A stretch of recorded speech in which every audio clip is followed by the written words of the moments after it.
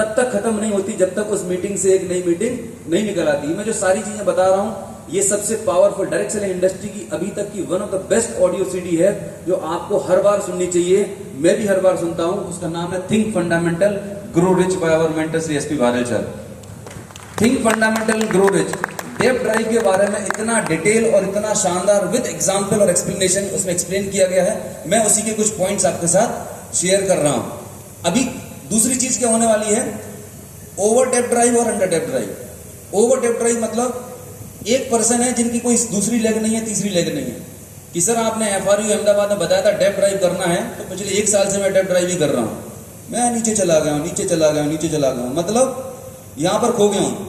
भाई साहब को साइड वॉल्यूम मेंटेन करने का टाइम नहीं। सर आपने तो बोला था साइड में डेप ड्राइव करना है तो इतनी भी डेप ड्राइव नहीं करना कि आप खुद गुम हो जाओ।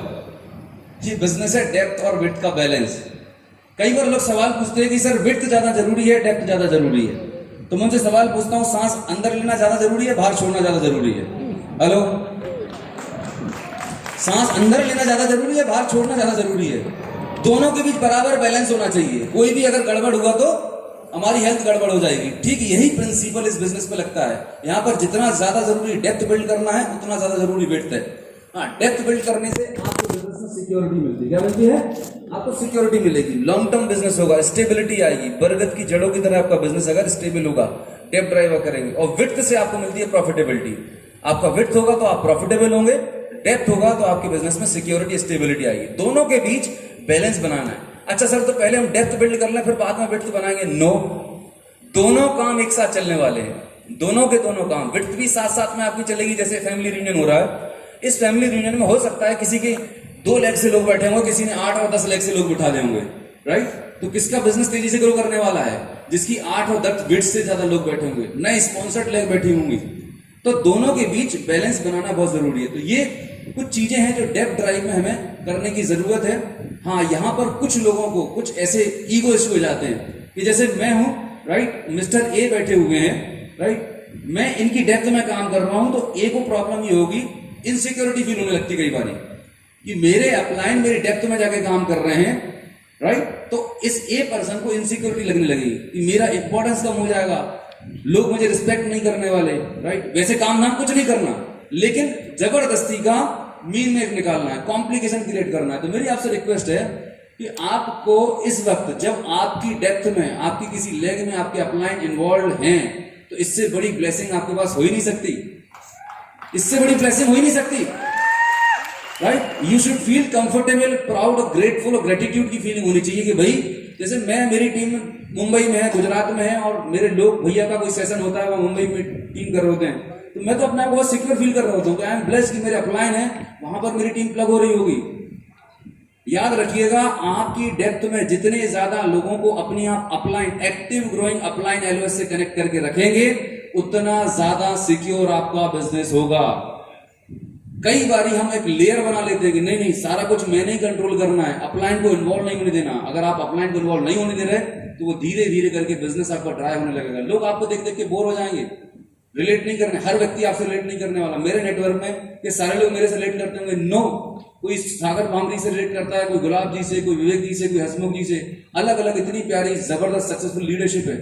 आपके नेटवर्क में कौन? सलीम जी से बहुत लोग रिलेट करते हैं, अभी नए नए DUCD ब्रेक हुए, बहुत लोग रिलेट करते हैं, स्माइल करते हैं। तो कब हो पाएगा? जब आप अपने एलओएस को एक्सपोजर देंगे सिस्टम का, जब आप अपनी एलओएस को कनेक्ट करेंगे सिस्टम के साथ में। तो ये डेप्थ ड्राइव करने का जो प्रोसेस है ये बहुत इंपॉर्टेंट है और क्रिटिकल है। अब इसी प्रोसेस में क्या होने वाला है कि कई बारी हमसे ये इग्नोरेंस में हो जाता है कि हमने काम तो कर लिया, ठीक है, काम करते करते हम नीचे चले गए, लेकिन जो कम्युनिकेशन था वो अपलाइन से इनको अपडेट नहीं रखा। तो इनको अपडेट करना बहुत ज्यादा जरूरी है। इनको अपडेट आप करते रहेंगे तो इनको अलाइनमेंट रहने वाला है और ये साथ में काम करने वाले हैं। अब यहां पर एक चैलेंज क्या आता है कि जैसे कि आपने बिजनेस शुरू किया, अब यहां पर बड़ा तेजी के साथ काम करना है। तो तेजी के साथ काम कब होता है? ज्यादातर टाइम क्या होता है कि हम पहले एक पर्सन को स्पॉन्सर करते हैं, पहले एक पर्सन को आइडेंटिफाई करेंगे, उसको स्पॉन्सर करेंगे, उसको तैयार करेंगे, महीनों टाइम डालेंगे उसको नर्चर करने के लिए, मीटिंग डालने के लिए, फिर अगले पर्सन पे जाएंगे। मतलब समझ के देखिए, एक किसान है, राइट, एक किसान है जो खेती करने गया है और उस किसान के पास एक बीज है, एक दाना है, गेहूं का दाना है। उस गेहूं के दाने को उसने साफ किया, बढ़िया उसका पूजन किया और उसके बाद उसने उसे जमीन में गाड़ दिया। अब वो किसान बैठ के वेट कर रहा है कि अब ये दाना उगेगा, राइट?